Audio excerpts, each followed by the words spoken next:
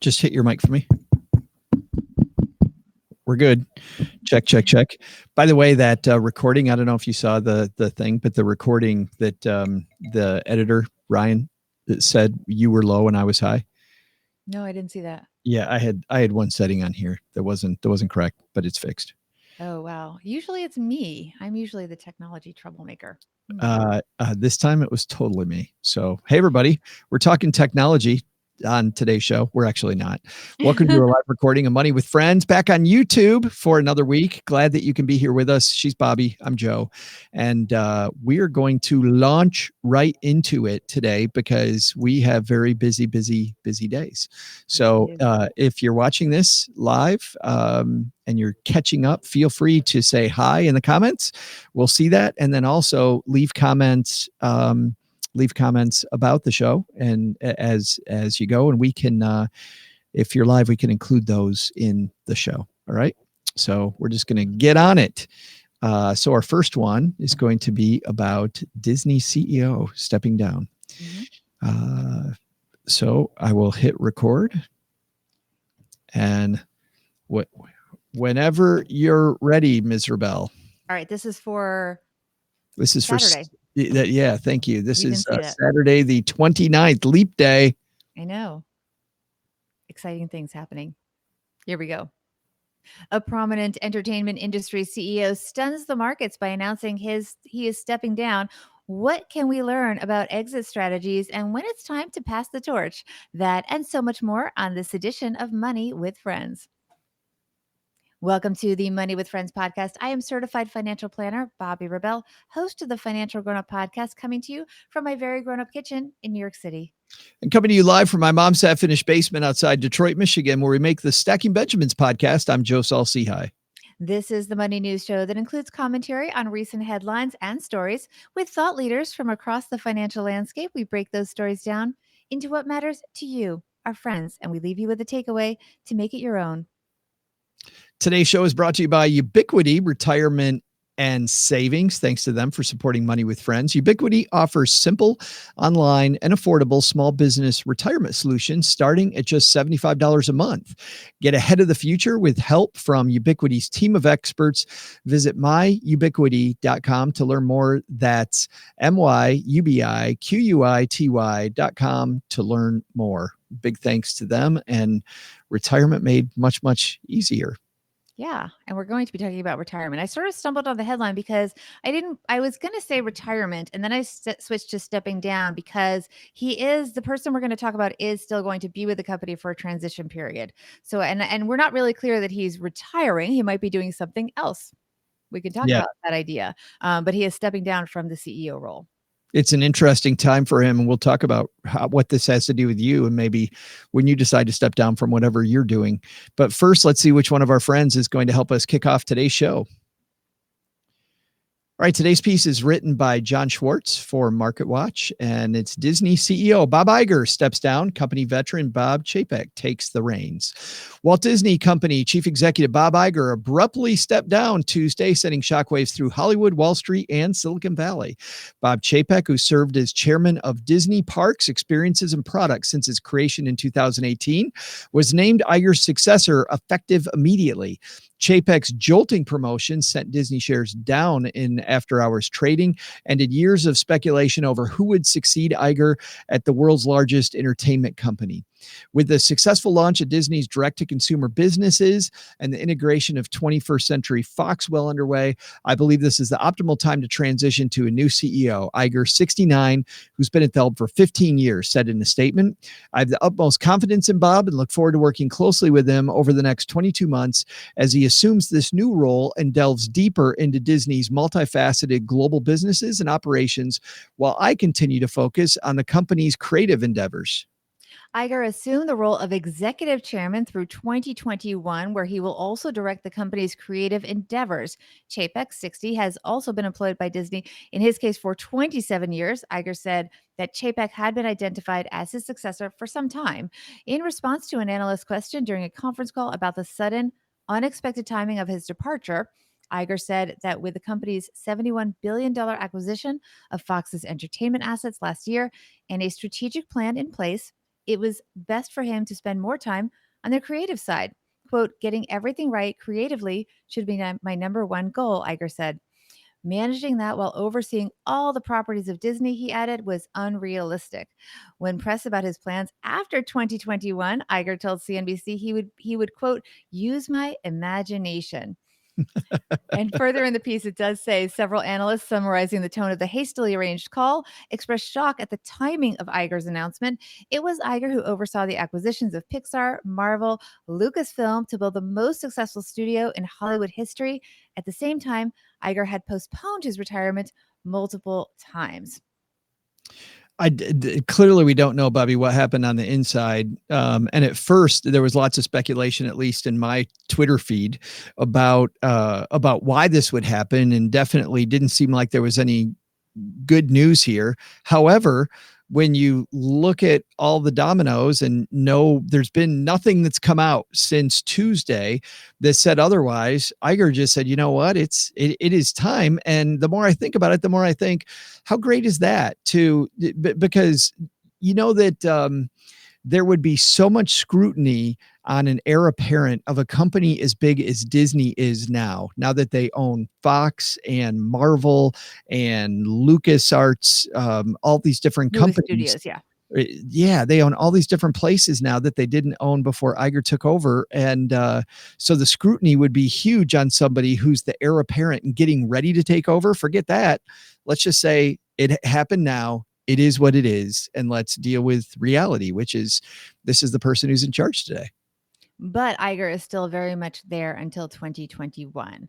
So it's, even though the title has changed and I assume the responsibilities, they're trying to have a clean break, which I see what you're saying. I think that's probably the strategy there. Iger is still very much going to be a presence there, and we'll see. But I do think that sometimes it's easier to just make it a clean break rather than have that overlap for too long.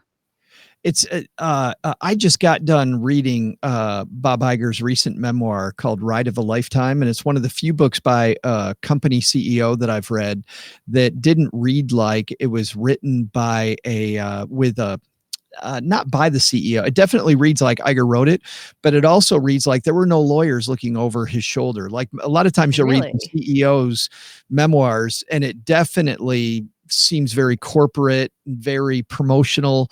He talks very openly about mistakes he made and things that didn't go well and problems that he had in the industry and problems he'd had with other people. And it's very blunt. And some books I've read by people, I trust them less afterwards. A couple people, Mike Krzyzewski comes to mind. When he wrote his book, I didn't like that book. And I thought that he had so much double talk in that book about why he was just hugely successful. I got done with that book. I started that book thinking he was a phenomenal basketball coach for Duke. I got done thinking he was an egomaniac. I felt the same way for the guy that created Survivor, Mark Burnett's book. I got halfway through the book. I had to put it down because it just read like I'm phenomenal and everybody should love me. Not that Iger's book, completely different, just very much cards on the table. And you got the feeling that's who he is. And that's why, by the way, he was able to bring Steve Jobs to the table with their big affiliation with Apple and all the stuff that they did with Apple and buying Pixar. Pixar, yeah. As people might not know, the guy before Iger, Michael Eisner, and Steve Jobs hated each other. And Steve Jobs even said, I will never, ever sell Pixar to Disney.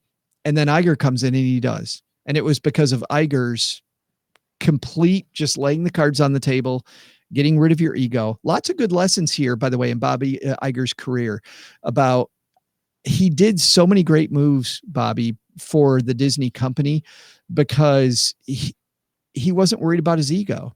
He had other people who were phenomenal at what they did. He let other people shine. You didn't hear about Bob Iger very much during his 15-year reign. He never made himself the genius of Disney. I thought that was a good lesson. I think another lesson here is about going out on top, like not overstaying your welcome. I mean, yeah. What could he do after this? Like, seriously, what can he do? Star Wars is his. The Marvel universe is his. 20th Century Fox is his. he did all these phenomenal moves.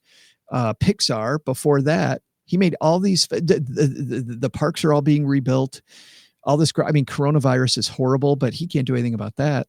Right. Yeah, I mean, as you mentioned, look, they just announced earnings that were better than expectations, and Disney Plus has had tremendous success early on. 26.5 million people subscribed in the first quarter of availability, and another couple million have joined already in 2020, the article goes on to say.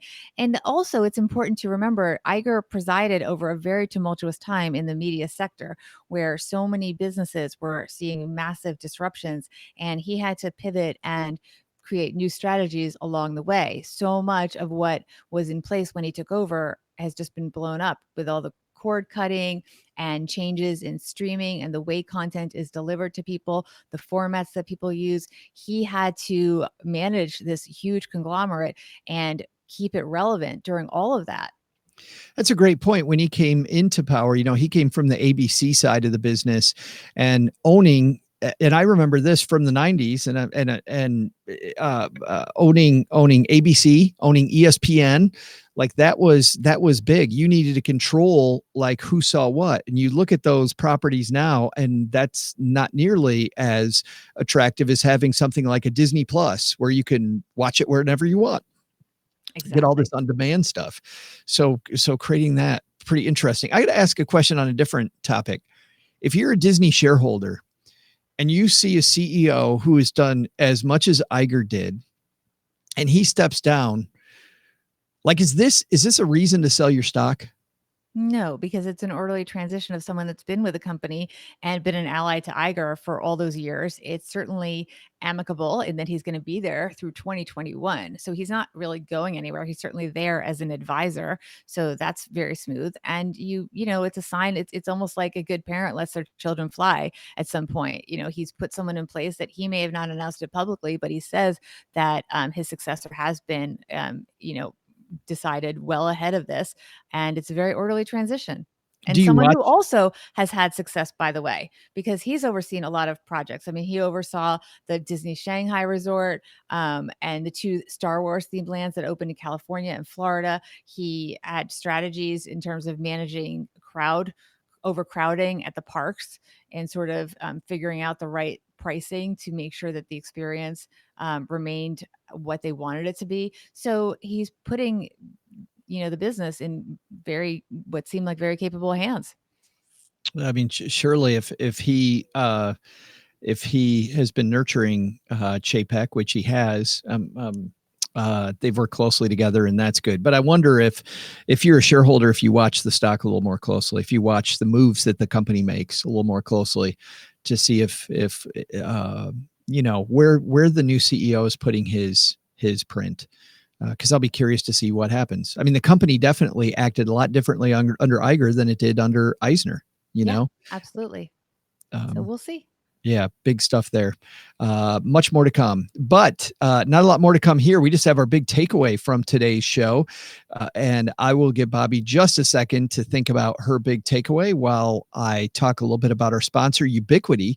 Ubiquity Retirement and Savings is a company that works with small business owners. And if you're a small business owner, choosing the right retirement plan can seem pretty complicated. In fact, in our Stacking Benjamins Facebook group, Bobbi, we had a person talking about, I'm so confused about what to do. I really want to offer some benefits to people. And I told them, I said, hey, you probably want to check out Ubiquity. And Lisa, their marketing director, was right there answering questions immediately for our Stacking Benjamins fan.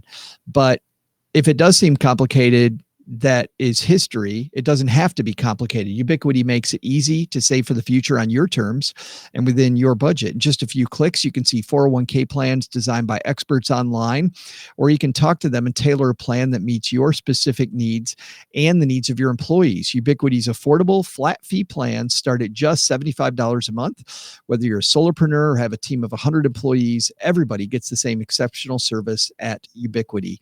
Kickstart your move, your future. Kickstart your future at myubiquity.com. That's myubiquity.com to learn more. Big thanks to Ubiquity for supporting the show. And if you're a small business owner not giving your employees or yourself a retirement plan, this is a good reason to be able to do it. Much more affordable, Bobby. Yes, absolutely. Good plan. All right. Good stuff. What's your takeaway? So I'm a fan of Mr. Iger. He's led a major media company and entertainment company through a time when the industry faced tremendous amounts of disruption. While not every single decision has panned out, and we've talked about the fact that he does admit that he's made mistakes. Iger has done a lot of innovative and creative things for Disney and has taken many risks that have paid off. Iger is still going to be there for some time till 2021, emphasis on at least. We never know. He may stay a little longer, maybe. But he is leaving right after the company beat earnings estimates and has had a lot of great news. My bet is that even if he does fully leave Disney in that time frame, he will still do things that are pretty cool. I don't know that he is retiring. I think he is going to do more really cool stuff. I can't wait to see what he does next. It's based on how creative he's been lately with his new book out, and I've watched some of his interviews. It'll be cool to see where he goes, but it's also going to be cool to see where the company goes without him, which is my takeaway. When I look at a company, I'm always amazed about how the wheels spin and how different it is for companies than it is for people, even though it's people that actually run these companies. And Disney wanted to make sure that there was a strategic change when they made a change at the top. And if you're going to make a big change, instead of just making an emotional decision about retirement or where you're retiring from, thinking about what's coming up next for you, I think is a big part of the plan. What is your succession plan? So whether it's your retirement strategy, your estate plan, how have you planned for changes? Because change is the only constant that we have, right? Very well said. Takeaway. I think that's very well said. It's really true. We really should take this to heart and reflect on our own lives and what we've got in place. It's amazing to watch the machine turn and everybody's like, yeah, no big deal. It's great. Disney has a plan. We know Disney has a plan. Yes. But if Bobby stepped down today from Money with Friends, we have no plan. There is no backup. That's not true. Something totally horrible and different. Right back at you. What's going on? That got morbid in a hurry. How do people help us make the show, Bobby? Join us on one of our live tapings on YouTube or Facebook, but you can also follow us on Instagram. Stay close to the stories. We post a lot of polls and quizzes that you can be part of. At Money Friends Pod is the handle, both on Instagram, by the way, and also on Twitter. So please join us in both locations. You can find out more about the show by going to our website, moneywithfriendspodcast.com. And if you go to the schedule, you can get links to the stories that we talk about. Coming up on Monday, dating scams in the news. Bobby and I'll be back talking about that. This is very disturbing news, and you're not going to want to miss it. We'll see you back here on Monday at Money with Friends. Bye-bye. All right. Want to turn it off and come back?